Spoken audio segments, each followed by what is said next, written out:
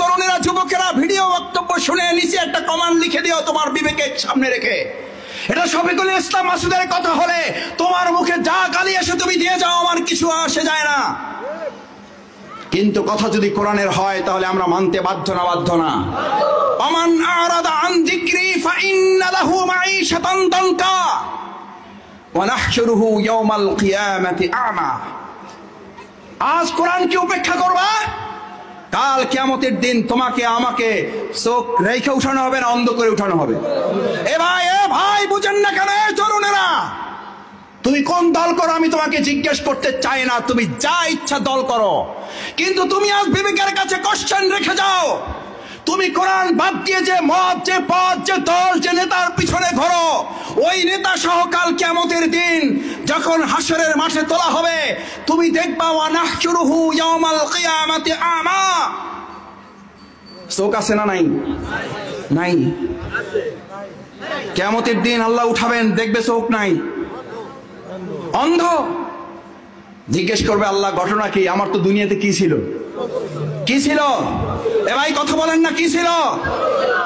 আমি যুব্বর দিক থেকে খিস করতে, আমার তরুণেরা, আমার যুবকেরা, আমার শিক্ষার্থী, ছাত্র, শিক্ষক, আমার মুরব্বী, পিতৃতুল্য ওলামায়ে কেরাম জিজ্ঞেস করে বিবেকের কাছে বলেন, জামাত ইসলামী করতে হবে না।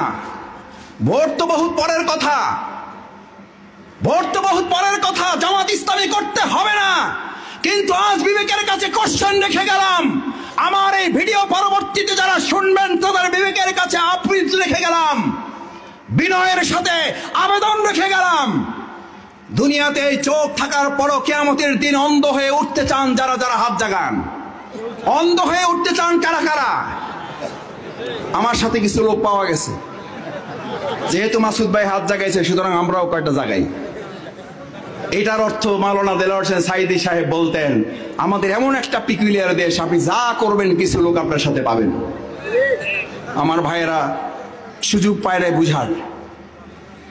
অন্ধ হয়ে কি আমরা উঠতে চাই? যদি অন্ধ হয়ে উঠতে না চাই তাহলে আমরা কোরআনের সাথে না কোরআন বাদ দিয়ে? সাথে না বাদ দিয়ে?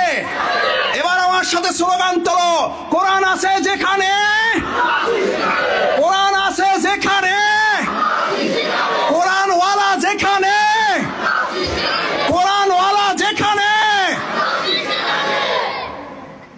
এবার আর একটা স্লোগান দেই, দেখি জোর থাকে কিনা। কোরআন নাই যেখানে, আমরা নাই। কোনখানে কোরআন নাই? ঘন্টার পর ঘন্টা আলোচনা এই মাঠে হয়েছে, হচ্ছে, ভবিষ্যতেও হবে।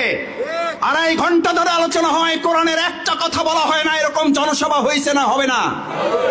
বাউফলে হয়েছে না? হবে না? নেতাদের বক্তব্য হবে না?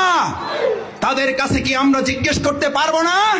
আমরা মুসলিম, এই সমাজে রাষ্ট্র পরিবর্তন করতে মুহাম্মদ রাসূলুল্লাহ সাল্লাল্লাহু আলাইহি ওয়াসাল্লাম যদি কোরআন দিয়ে না পারেন, কোরআন ছাড়া যদি জাহিলি মদিনাকে সোনার মদিনা করতে না পারেন, আমার বাউফলে আর এমন কোন হাবিজাবি সাতারাতার জন্ম হতে পারে না যারা কোরআন ছাড়া সোনার বাউফল করতে পারে।